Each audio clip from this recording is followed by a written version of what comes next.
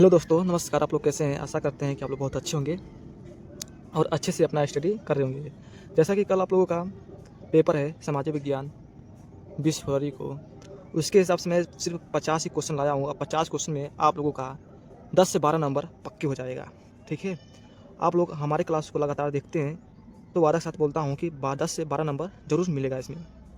मैं सभी पुस्तकों मतलब सभी गैस पेपरों में से छाँट-छाँट कर क्वेश्चन रखा हूँ जो हर साल पूछा गया है। ठीक है? आप लोग इसको अच्छे से स्टडी कर लीजिए। शुरू करते हैं। लिखा है 50 क्वेश्चन, सिर्फ 50 प्रश्न में हमारे 10 से 12 क्वेश्चन मिलेगा आप लोगों को बोर्ड एग्जाम में।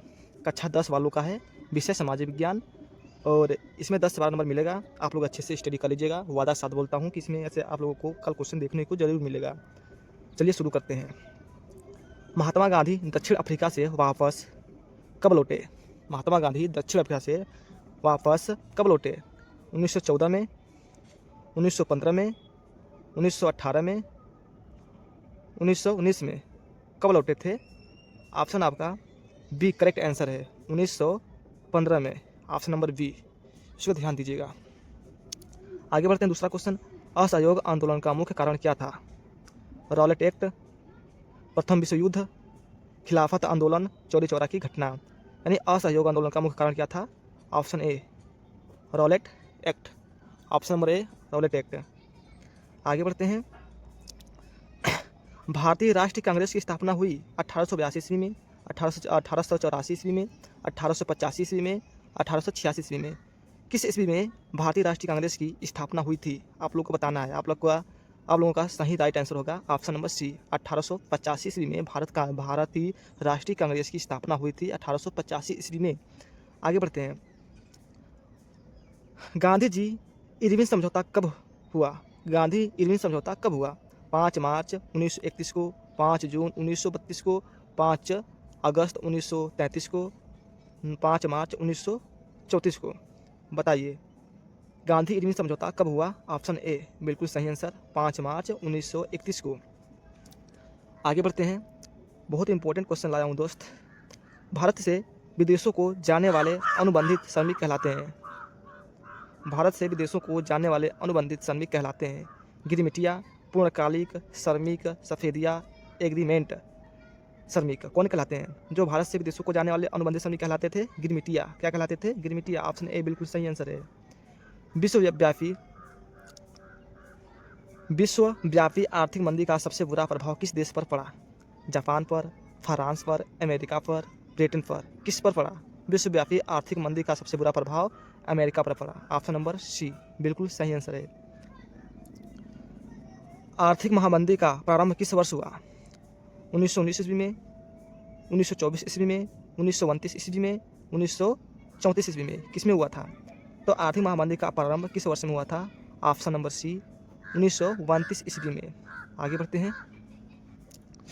निम्न में से कौन सा संसाधन पुनः चक्रीय है?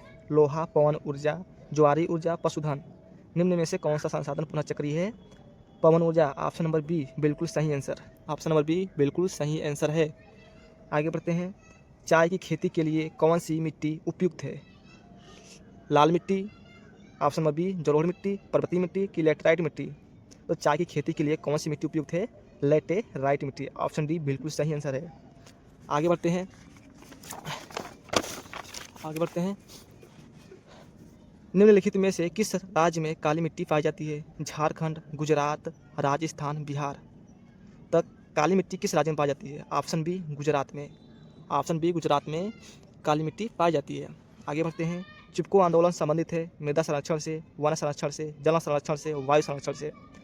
तो चिपको आंदोलन संबंधित किससे है? वन संरक्षण से। ऑप्शन बी बिल्कुल सही आंसर। आगे बढ़ते हैं। सुंदरवन राष्ट्रीय पार्क किस राज्य में स्थित है? असम, उड़ीसा, पश्चिम बंगाल, मध्य प्रदेश? सुंदरवन राष्ट्रीय पार्क किस राज्य में स्थित है?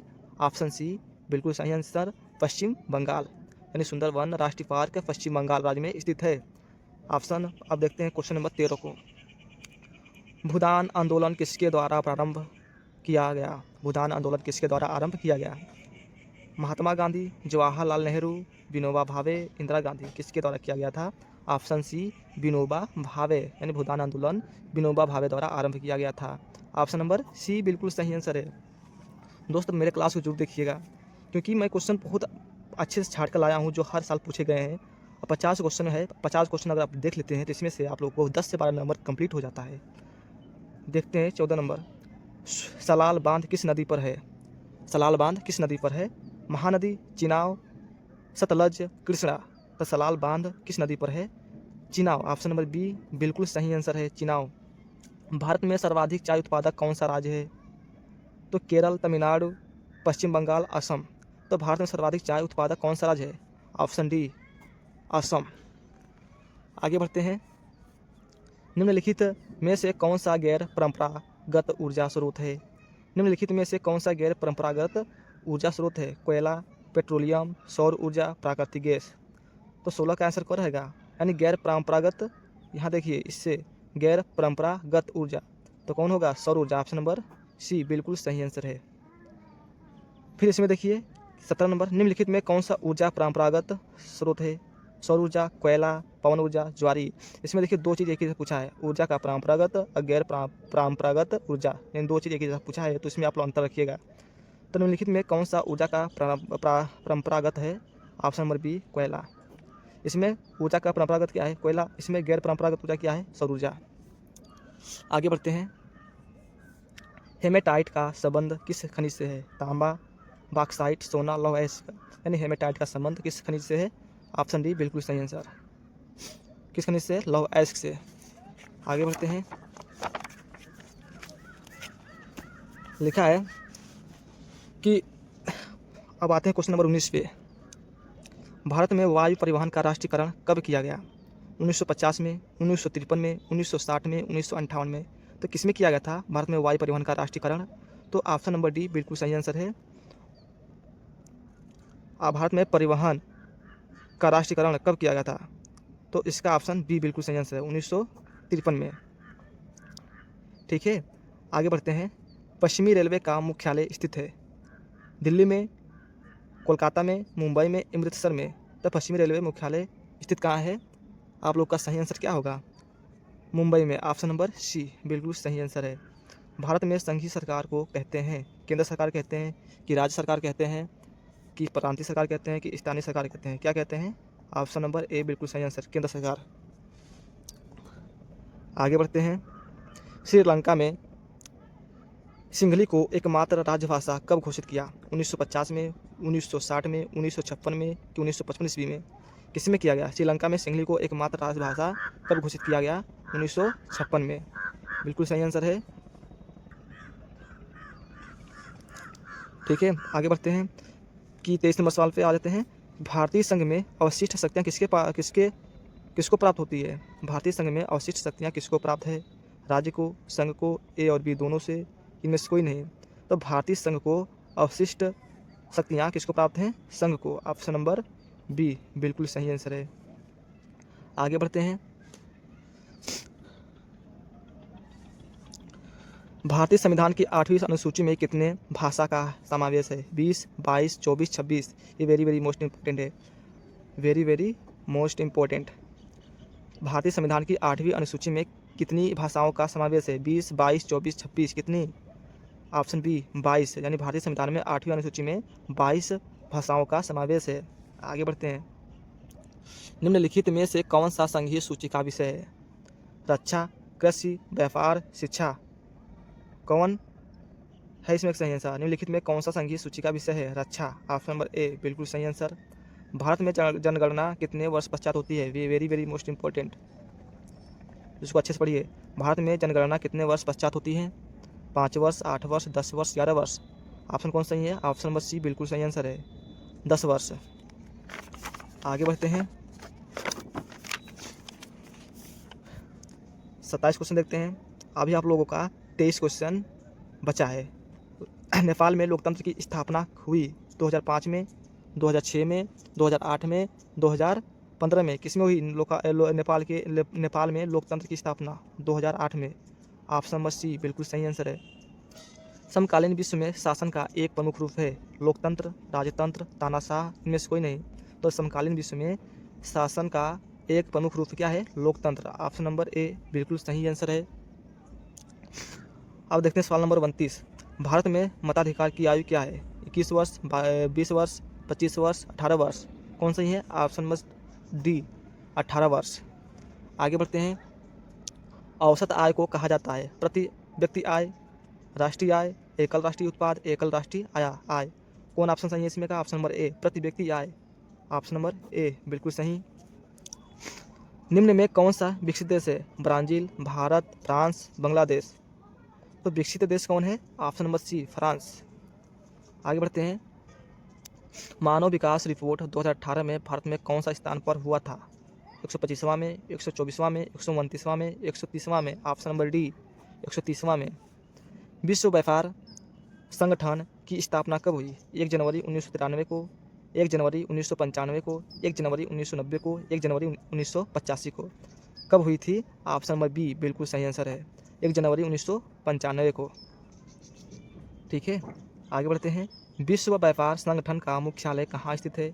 न्यूयॉर्क में, वाशिंगटन में, जिनेवा में कि ऑस्ट्रेलिया में? कहाँ स्थित है? ऑप्शन नंबर सी बिल्कुल सही आंसर है, जिनेवा। यानी विश्व व्यापार संगठन का मुख्यालय जिनेवा में स्थित है। आगे बढ़ते हैं। भारत में उपभोक्ता का संरक्षण अधिनियम कब लागू किया? 1982 में, 1982 में, 1984 में, 1985 में, 1986 में। भारत में उपभोक्ता संरक्षण अधिनियम कब लागू किया गया? ऑप्शन डी 1986 में। इसको याद रखिएगा। एग मार्क किन वस्तुओं के लिए प्रमाणिक चिन्ह है? एग मार्क किन वस्तुओं के लिए प्रमाणिक चिन्ह है? उपभोग वस्तु के लिए, कि सेवा वस्तु के लिए, कि खाद्य पदार्थ, की इलेक्ट्रॉनिक वस्तु में? इसका ऑप्शन कौन सा रहेगा? तीसरा, सी नंबर, खाद्य पदार्थ के लिए। ठीक है। भारत में राष्ट्रीय उपभोक्ता दिवस कब मनाया जाता है? 24 दिसंबर। ये वेरी वेरी मोस्ट इम्पोर्टेंट। ठीक है, 24 दिसंबर को, कि 24 अक्टूबर को, कि 24 नवंबर को, कि 24 सितंबर को?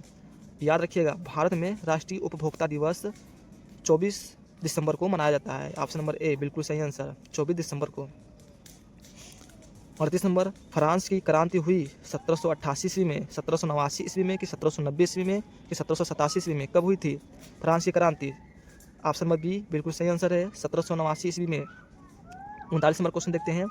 प्रथम विश्व युद्ध प्रारंभ हुआ था 1910 में, 1911 में, कि 1914 में, कि 1920 में? इसका कौन सा आंसर आएगा? ऑप्शन नंबर सी बिल्कुल सही आंसर, प्रथम विश्व युद्ध 1914 में प्रारंभ हुआ था।